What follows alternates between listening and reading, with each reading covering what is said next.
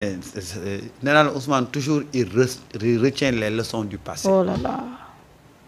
Voilà un politicien xanaa xamoo ne def politique ak nekk ci pouvoir benn la. c'est-à-dire que tu retiens les leçons du passé. fa nga jaaroon ba daanu boo fay jaaraat bul fexe def ni nga defoon ba daanu. Ousmane a appris beaucoup de choses avec la coalition Yewwi Askan Wi ay beneen bi nu mu tudd sax seen coalition yooyu. Ousmane a retenu la leçon. C'est pourquoi quand il s'est agi d'aller aux élections législatives mais il a pris son courage. yow Pastef bu ko neexee élection yi bu fi am du ànd ak benn coalition. déedéet tey de wane na ko. parce que Pastef n'a pas besoin de coalition. mais nag avec des affinités Ousmane a essayé un peu vraiment de les manager. léegi nag comme yow xam nga ne boo ñëwee yendu kër jàmbur. joxe woo fa dépense. bu fa nekk di commander. déedéet toogal yow toogal rek xaar bu heure añ jotee luñ la yàkkal nga lekk te noppi. mais wala malheureusement mais on comprend. les agissements de ce gars-là. mais je veux dire que aujourd'hui Ousmane est assez averti pour que na la wóor ne Ousmane xam na fi mu jëm. xam na nan lay def ba dem fa ak ñan la war a àndal ci fi mu jëm et je pense que tey wax na ko toutes les conditions étaient réunies pour que le président assiste ci affaire bi. C'est à la dernière minute que ça a été déprogrammé mais dama ne la waxtaan nañ d'accord nañ harmoniser nañ arrondir nañ les angles et si Ousmane te dit que yeneen rencontres yi mën naa ñëw def fi benn 30 minutes affaire yooyu. Ça veut dire beaucoup de choses. Ousmane a utilisé deux tons. Clair et clair obscur. Clair na am na foo xam ne dafa clair obscur bu muy wax ne nag lu jëm ci sama parti. am na yoo xam ne nag ci suñu mbir lañ koy waxtaanee. brossé na li muy reprocher partem mais am na ci yu bëri yoo xam ne lu mu leen war a reprocher encore waxu ko foofu ca place publique bi. bu ñu wéetee dana ko wax. et ça nous on l'avait dit. ma ne leen bu ngeen foogee ne Ousmane ci ay état lay yem ak ay kii opposition waa partem danañ ñam. ñam nañu it nag. ñam nañ de. ñam nañ parce que tamit fii la ñu toogoon wax ni am na ci ñoo xam ne bañ leen falee la ñu fàtte parti bi bañ leen falee la ñu déconnecté ak base bi te tey Ousmane wax na ko nee na ku ci nekk ci yéen am nga salaire te salaire bi nga yor mën nga ko cotiser ci biir parti bi mu dund. nee na des fois dafay dégg ay mbir yoo xam da koy tiital mooy ñi naan tey ñun ñoo nekk ci pouvoir bi dañoo war a yor koppar di joxe mu ni déedéet du demee noonu ndax loolu mooy indi nit sàcc wala jëllu askan wi moom ku ci nekk salaire bi nga am mën nga ci dund dimbali ci sa njaboot ak ku ci yàlla def wërsëgam te terewul di nga mën a participer ci développement parti bi et loolu mooy dëgg. Ousmane daal du neex benn sàcc. déedéet. Mariette. Ousmane dafa def benn rappel bu am solo. mooy ban. ci mbirum coalition yi pour rappeler nga xamante ni moom la Samba Dine wax tout à l'heure. En 2019 coalition jot na. moom la Ousmane demee woon élection présidentielle. arrivé 3e pas suffisant pour détrôner Macky Sall. mais assez pour faire peur. depuis boobu la Macky Sall nekkoon ci ay tànkam li mu njëkk def mooy jënd ñi nekkoon ci coalition bi ñu mu ci mënoon jënd pour tas coalition jot na bopp après c'était la naissance de coalition Yewwi Askan Wi ci élection yi nga xamante ni moom mooy locales yi après législatives yi lan la ko jural mooy ay coups yu bëri yu nga xamante ni daf ko dund en politique mu retenir ci ay leçons.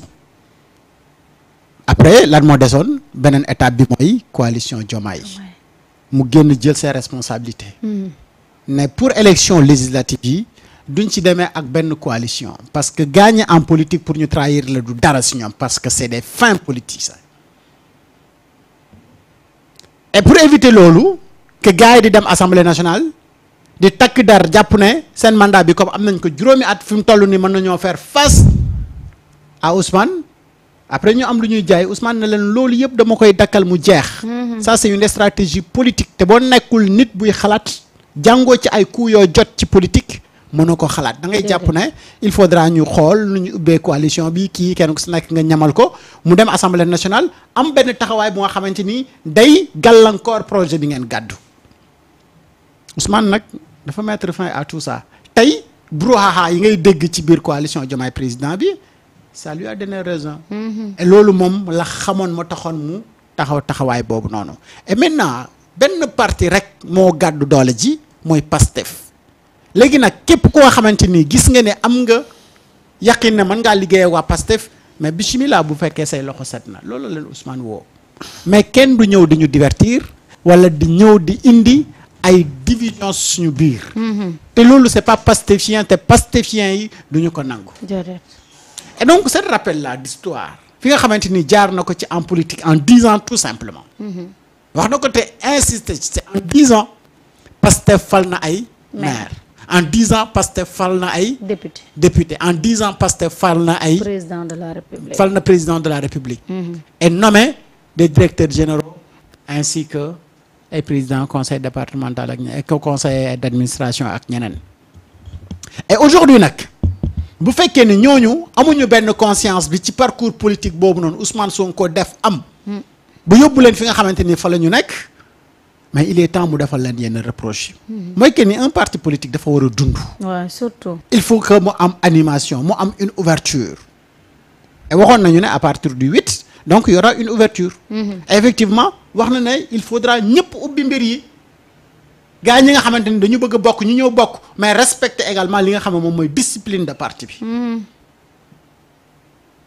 mais ñi nga xam ne dañu am responsabilité ndombal tànk mais parti fa mu am koppar mais koppar yi nga xamante ni moom mooy animé ab parti politique warul jógee ci état kenn warul sàcc xaalisu état pour animer li nga xamante ni moom mooy parti politique boobu il faut que gars yi di cotiser te ñi jox parti ndombal tànk am ay responsabilité mais ñooñu kenn warul leen jiitu ci parti bi ci cotiser bu fekkee ni yow da nga amoon salaire u 600 000 ñu yóbbu la ci poste bu nga xamante ni yaa ngi am 2 millions 3 millions ba 4 millions mais ngel la waay war ngaa mën a nag yëkkati xaalis booy cotiser chaque fin du mois waaw di nga servir sa dëkk mais di nga servir sa parti bi nga xamante ni moom mooy tax nga mën a servir sa nation ci poste bi nga nekk mais c'est ça la politique donc ces corrections là Ousmane daf ko bëgg au sein de son parti politique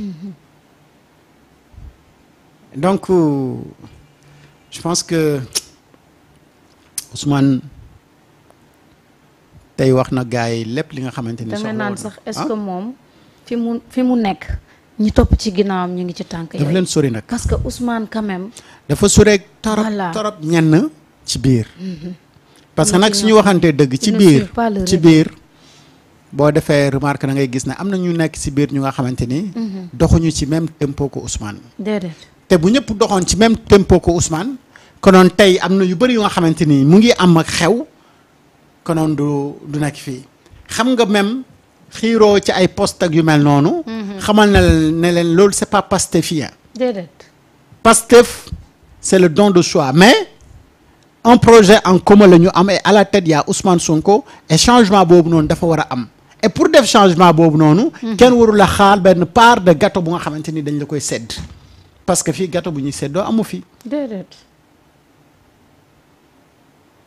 donc Soxna Marie man je n'attendais pas moins de ce que j'ai entendu aujourd'hui ci discours Ousmane Sonko ndax wéroon na ma ni aujourd'hui Ousmane Sonko bu ñëwee dina leeral dina corriger mais dina def une ouverture pour son parti. waaye te loolu la def te moom lañ fi waxoon. te exactement loolu la def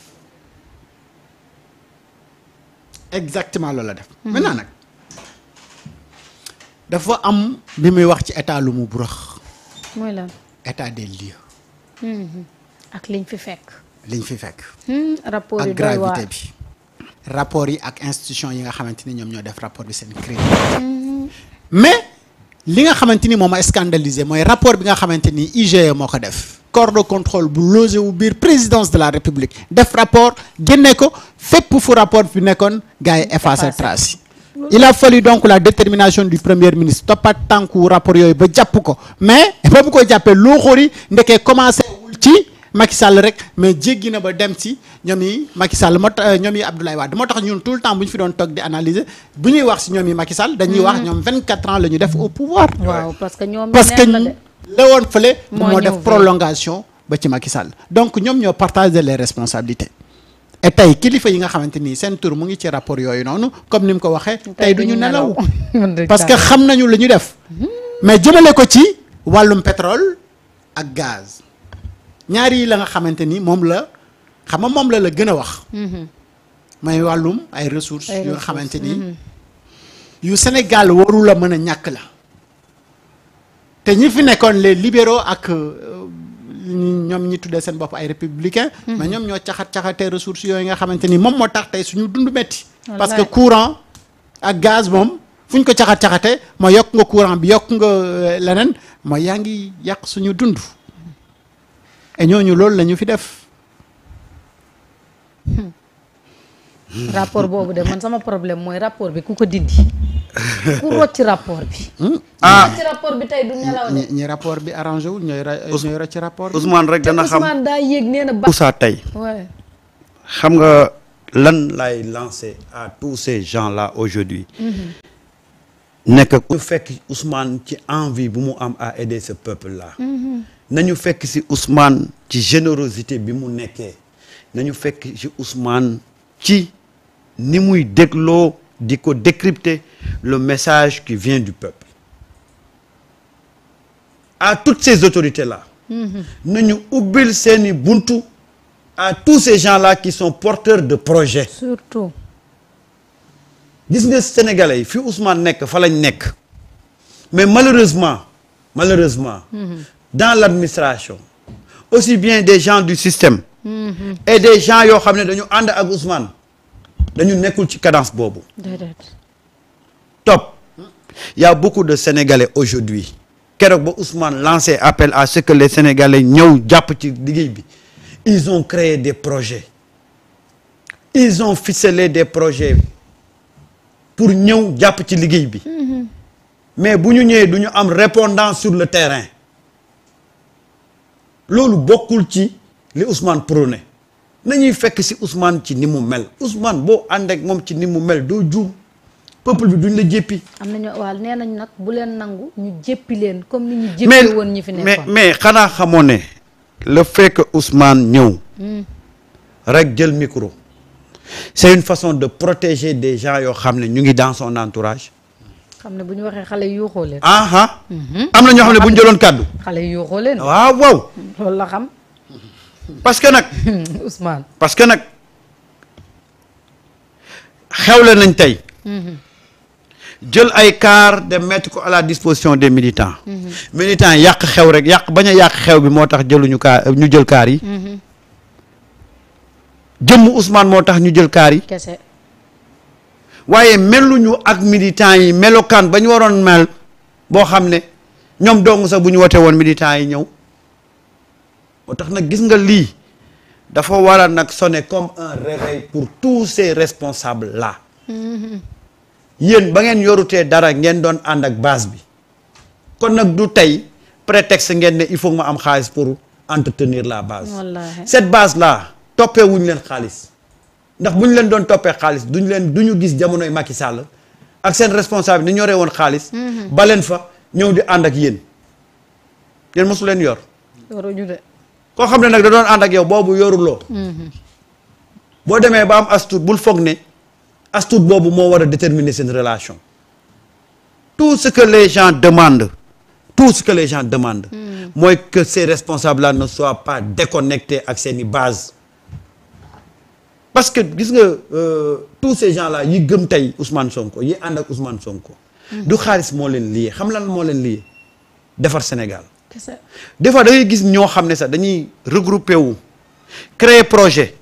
xam nga ñoom lu ñu bëgg ci wàllu administration nu ñu leen di jàppalee ba ñu jëmmal seen projet mais pour gis am interlocuteur c'est un problème. c'est un problème de il faut le dire de. te loolu dañ ko war a bàyyi. neex na torop bu meeting jotee ngeen xabari ku nekk sol casquette jus di wane na yow ci affaire bi nga bokk mais affaire bi du bokk affaire bi jëfe la. jëfe la de comme waa ji ni muy defee. wallaahi azim ñu ci bari buñ jëloon tey parole. wallaahi xale yi won leen seen bopp. ni ko Ousmane rek la ñuy topp. waaw. ku dul Ousmane faale wuñu. waaw. kon nag nañu nekk ci Ousmane fa mu nekk. Mareta. il le faut de. gis nga am na ay nit yoo xam ne da ngay xam seen jikko. gis nga tey tous ces gens là qui croient à Ousmane.